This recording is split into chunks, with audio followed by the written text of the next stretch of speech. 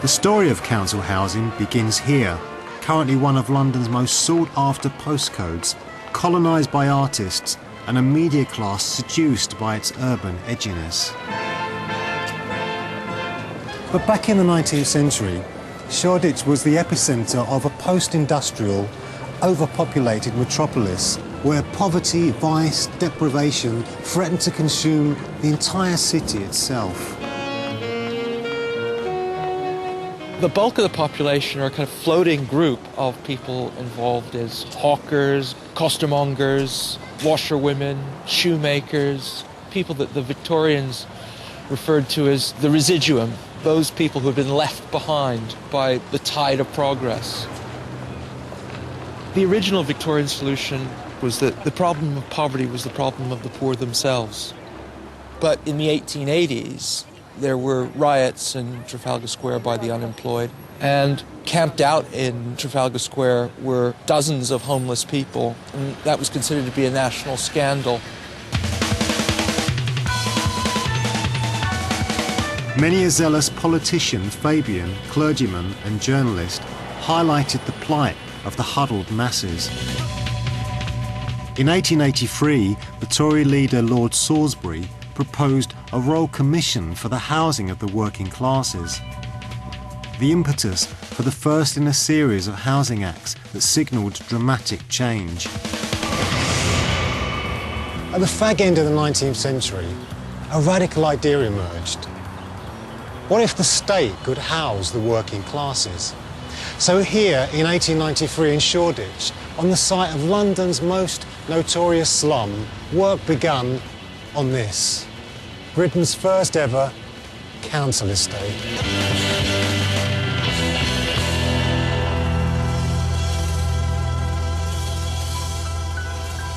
In 1890, all local authorities were granted the option to build homes. The newly formed London County Council, the LCC, responded first with these 23 red brick tenement blocks.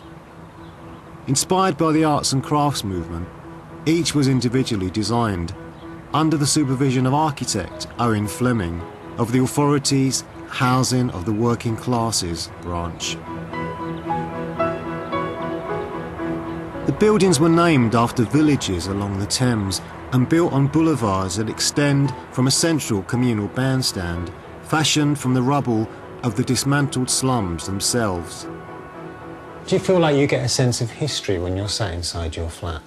Definitely you get a feel that you're living somewhere that's got history to it, and I think that's what's driven my passion.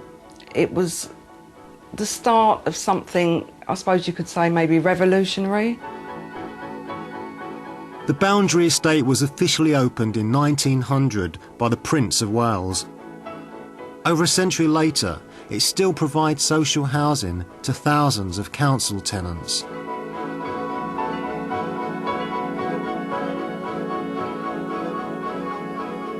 Although its tenement blocks echoed the social housing of Victorian philanthropists, such as Peabody and Guinness, the idea of bringing housing into the public realm would radically reshape Britain throughout the new century. You know, it's all very well renting a couple of rooms in someone's property, but you haven't got that sense of belonging. But for the slum dwellers whose homes it displaced, the Boundary didn't entirely succeed. Of over 5,000 people that were evicted from the old slums, only 11 moved in to the new estate. Rents were too high, rules and regulations were too restrictive, so the remainder moved on to slums in nearby East End neighbourhoods. Meanwhile, it was the hope of the LCC that the so-called respectable working classes would prosper, move on, maybe to better neighbourhoods, and those below would move in and learn by example how to live respectably in decent dwellings.